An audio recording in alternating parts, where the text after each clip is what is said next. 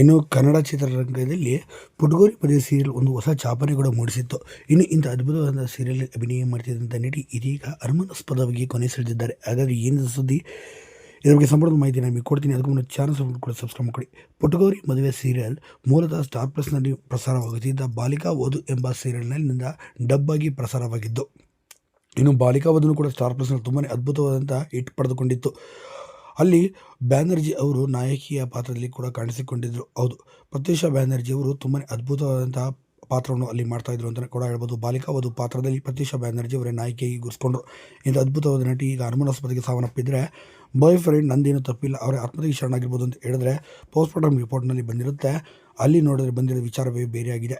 ಒಂದು ಕಾಯಿಲೆಯಿಂದ ಇವರು ಕೊನೆಯುಸಿರೆಳೆದಿದ್ದಾರೆ ಎಂಬ ಮಾಹಿತಿ ಬಂದರೆ, ಇನ್ನು ಪ್ರತ್ಯೂಷಾ ಬ್ಯಾನರ್ಜಿ ಅವರ ತಂದೆ ತಾಯಿ ಇಲ್ಲ ಅವನು ಬಾಯ್ ಫ್ರೆಂಡ್ ಜೊತೆ ಈಕೆ ಲಿವಿಂಗ್ ಟುಗೆದರ್ಲಿ ಭಾಳ ವರ್ಷಗಳಿಂದ ವಾಸವಿದ್ಲು, ಸದ್ಯ ಈತನ ಮೇಲೆ ನನಗೆ ಸಾಕಷ್ಟು ಅನುಮಾನ ಇದೆ, ಈತನೇ ಏನೋ ಮಾಡಿದ್ದಾನೆ ನನ್ನ ಮಗಳಿಗೆ ಅಂತ ಹೇಳಿ ಈಗ ಬಾಯ್ ಫ್ರೆಂಡ್ ಮೇಲೆ ಆರೋಪಗಳು ಮಾಡ್ತಿದ್ದಾರೆ.